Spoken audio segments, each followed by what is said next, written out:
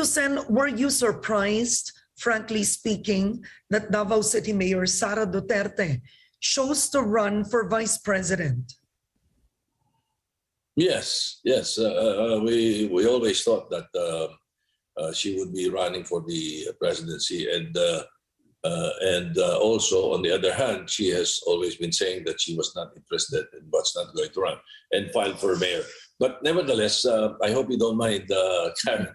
I just answered that particular question, but Senator Lacson and I have already entered into a pact saying that we will not talk about our other candidates who are vying for the same positions that we are. We would rather concentrate on what we stand for, our programs, our platforms that we offer to people, and not really discuss about the other candidates. I understand that, but there was a period in time where many thought that the Dutertes would be invincible.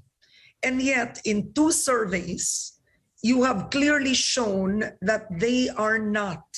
So it's quite surprising to many. Your lead isn't by 2% or 3%. We are talking about more than a 10 to 11, even 12% lead, I think, on this latest one, even bigger. So when I ask you, what do you attribute this to, now that she's declared, how will this change your strategy, or will it? No, we will still go on with what we're doing. We are it's very difficult to describe in English, but in Tagalog, what our group is doing, what our group is doing is naglalatag kami. Nakalatag. We have 3 major political parties in our group, and we are consolidating our forces. Naglalatag kami nationwide ng aming mga organizations. We have the Reforma Party, the chairman of which is Senator Lacson, and the president is Speaker Bebot Alvarez. And then we have the National Unity Party, which the chairman is Secretary Ronnie Puno, and the president is Congressman Barzaga. And then we have the Nationalist People's Coalition, of which I am chairman of. And again, also, we are consolidating the forces of NPC. It's difficult to easily consolidate now because of the pandemic.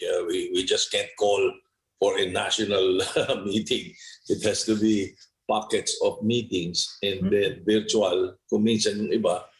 But we are forming an alliance for clean, orderly, honest elections, but also a campaign for our candidates nationwide. Yun yung sinasabi nga namin, nakalatag. Kumbaga sa parang carpet bombing of these 3 political parties nationwide. That could also be a reason for the surveys. Sapagkat ang NPC alone, NPC alone, if you will recall, is always the second largest political party in the country since 1992.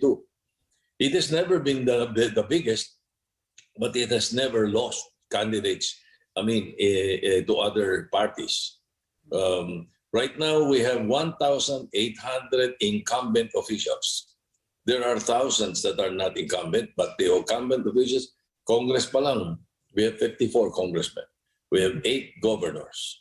We have hundreds of mayors and vice mayors and councilors and board members. So you can imagine the strength of the political party we have. But then also, the National Unity Party is really something else. It is huge.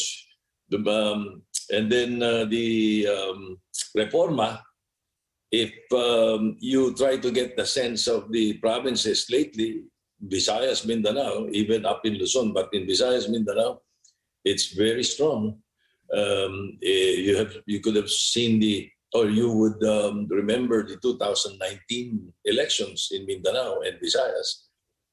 the groups that were headed by Speaker Bebot Alvarez won most of the seats.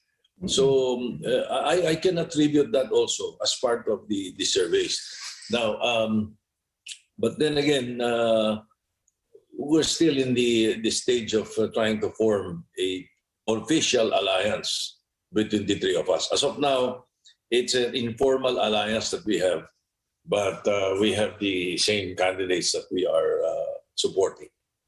So yesterday I interviewed Senator Ping Lacson, and he says it shows that the administration is not as solid as people think. You agree with that? Oh yes, yes. Of course, the administration will always be a formidable competition. But they're not as solid. But they're not as solid as people think. Well, before perhaps, but because of the aggression of the members of the political party, the party in power, which is the PDP Laban, perhaps yun ang isang nakakabawas because fragmented at this point. I understand there were two wins, but now baka tatlo pa eh. Okay. Now, given, that the surveys, of course, put you at number 1, but you have Sara Duterte at a far number 2, would you consider her your most formidable opponent at this point, or you believe there might be a surprise later on? Well, yes. Yes, and of course, you'll have to give it to the other candidates. They will all be campaigning. So everyone is a worthy candidate. I think all of those who have filed the certificates of candidacy are worthy candidates.